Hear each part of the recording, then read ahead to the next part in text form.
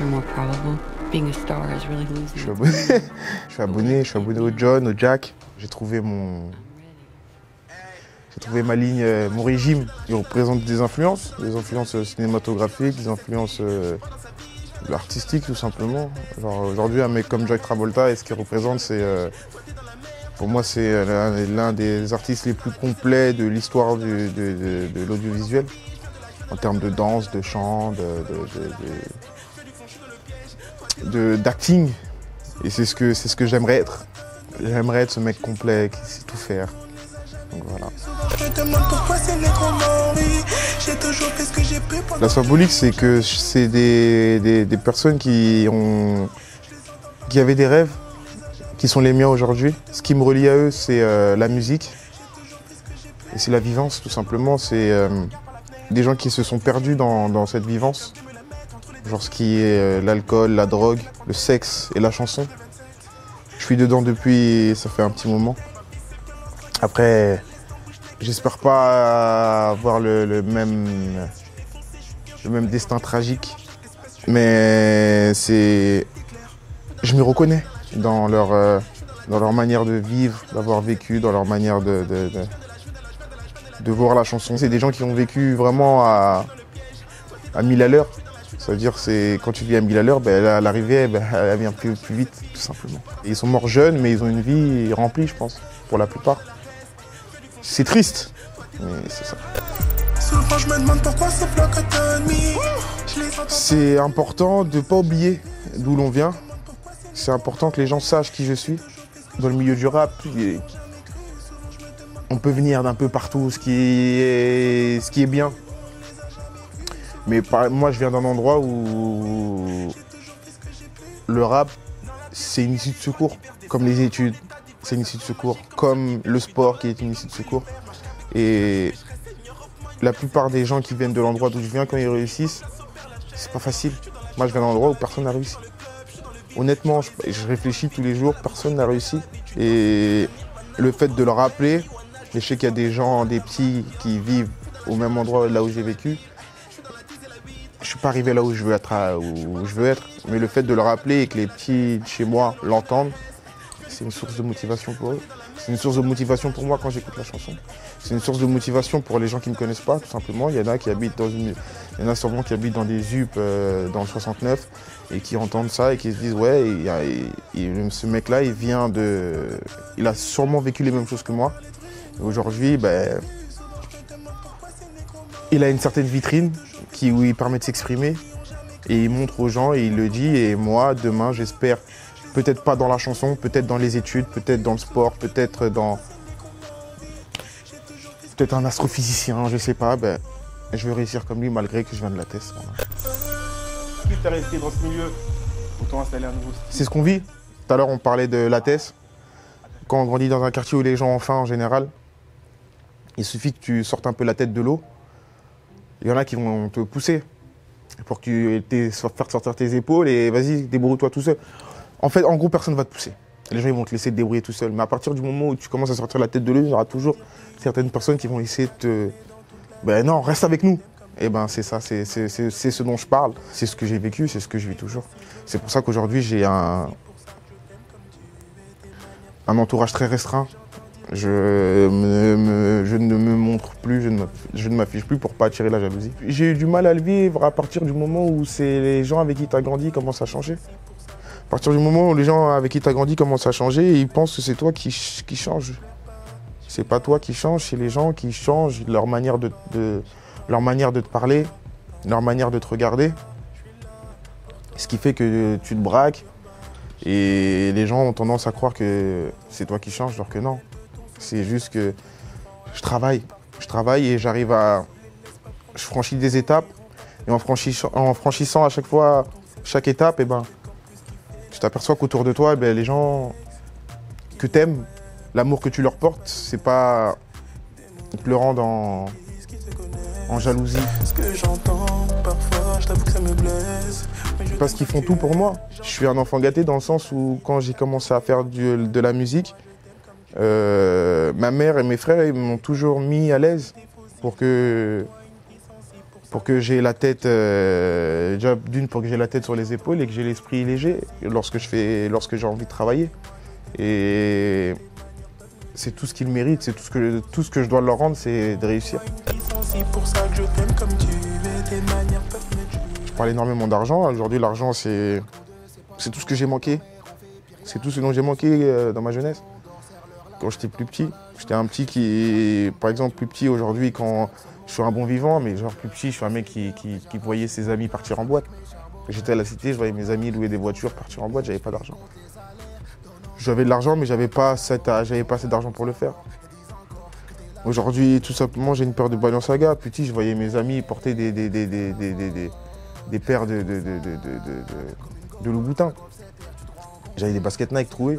Et j'ai jamais envié quelqu'un. Parce que de mon côté, je savais que je travaillais pour y arriver, en fait. Et je voyais mes amis partir en vacances. Et je me suis toujours dit, je vais réussir, je vais le faire et un jour je les rejoindrai. Non, jamais. Chez les riches, il n'y a pas de couleur de peau. Quand tu as de l'argent, on regarde beaucoup moins ta couleur de peau, mais il y a quand même ce truc où je vois énormément de noirs, par exemple, qui ont de l'argent et qui essayent de rentrer dans les bons critères. Ouais, non, d'un coup, ils sont plus comme nous, comme le peuple. Et quand je dis ça, c'est pas vraiment couleur de peau, c'est plus de classe sociale. Parce qu'il y a des noirs qui sont extrêmement riches, comme il y a des blancs qui sont extrêmement pauvres. J'ai grandi dans un quartier où c'est comme ça. C'est-à-dire souvent quand les gens ils ont tendance à penser que je parle de racisme, de couleur de peau, je parle plus de classe sociale. Mais aujourd'hui, on est dans un truc où les classes sociales, c'est triste à dire, mais on les définit avec des stéréotypes qui sont les couleurs de peau. On vit aujourd'hui, on va pas se mentir, dans le monde entier, la peau noire, on souffre. Quand je dis la peau noire souffre, c'est vraiment ça va de l'Amérindien à l'Africain. Et c'est ce que je défends. Pour moi, c'est ma lutte première parce que j'ai souffert de ça. J'ai souffert de ça dans le sens où j'en souffre encore. Dans la musique, dans la vie de tous les jours. Et je sais que dans le monde entier, 90% des gens qui portent la même couleur de peau que moi en souffrent. Et le fait que j'en parle, souvent, je suis catalogué de victimisation et tout, j'en ai rien à foutre. Parce que la plupart des gens qui vont me traiter de victime ou quoi qu'est-ce, ils ne le vivent pas. C'est un combat pour mes parents, pour nos enfants et pour tout le monde. Genre, même pas que pour les Noirs. Il y a des consciences à éveiller, je pense. En tant qu'artiste, quand tu as une vitrine, tu dois parler. Et c'est pour ça que je suis fan des prises de position des mecs comme Coluche ou Balavoine. Et aujourd'hui, ça se perd dans la chanson française. Je sais pas comment ça se passe à l'étranger, mais dans la chanson française, aujourd'hui, la plupart des artistes, ils ont peur de prendre des positions, ils ont peur d'être mal vus par rapport à ce qu'ils vont dire, et tout ce qu'ils veulent, c'est vendre des disques. Oui, tu peux vendre des disques, mais on vit dans un monde où tu vends des disques, mais tu le vends au peuple. Et le peuple, parfois, il a besoin d'être défendu, il a besoin d'être senti, aimé. Et quand je parle du peuple, je fais partie du peuple aussi, et je me reconnais plus envers n'importe quel artiste que je vois à la télé ou que je vois. C'est ce que je trouve dommage. Là, c'est bien, c'est bien. En fait, c'est un chapitre de l'album. Il y a différents chapitres et ce chapitre, il parle d'amour, il parle de relations homme-femme. De la relation, on va dire, naissante à la relation amoureuse, au mariage, à la tromperie, à la séparation. Et c'est tout ce que je vis, c'est tout ce que j'ai vécu et c'est tout ce dont je préfère parler. Je préfère parler de ça. Franchement, dans mes musiques, c'est ce que je prends beaucoup de plaisir à parler de ça, d'amour, de sexe, de bon relationnel. Je prends beaucoup de plaisir à parler de ça parce que je suis quelqu'un qui j'aime l'être humain en général. Et parler de ça, c'est... Je prends du plaisir. Je prends grave du plaisir à parler de ça.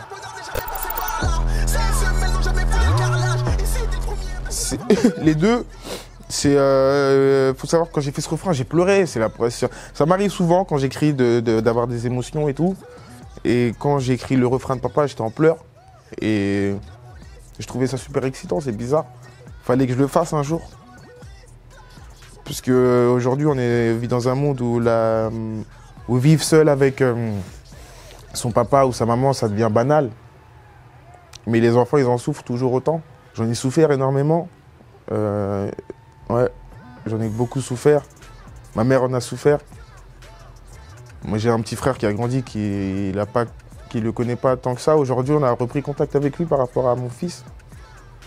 Et tu t'aperçois que je revis et quand je le revois, j'ai l'impression d'avoir 10 ans. Mais que mon petit frère à côté, aujourd'hui, il en a 20, mais ça se voit que c'est pas... Et je trouve ça dommage. Et mon père lui-même trouve ça dommage. Et c'est quelque chose que je pense dans le monde dans lequel on vit, il y en a plein qui le vivent, souvent pire. Il y en a qui ne connaissent pas l'existence de leur papa. Comme je disais tout à l'heure, je m'adresse au peuple et je pense qu'il y en a... Je ne suis pas du tout le seul à avoir vécu cette situation.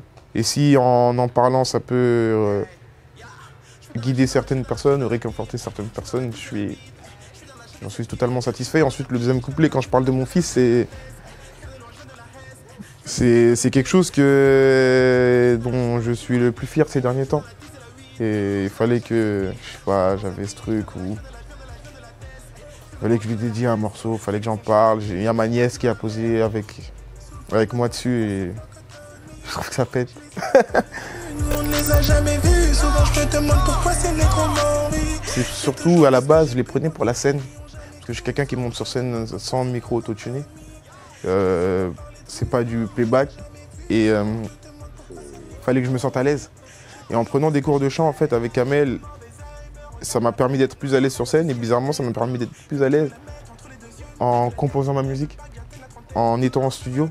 Ce qui fait que j'ai senti une progression. C'était jouissif énorme lorsque j'ai fait cet album et j'étais beaucoup plus à l'aise en fait. J'étais beaucoup plus à l'aise et j'ai essayé de me rappeler les premières fois où j'ai commencé les cours de chant. Je pensais pas arriver à...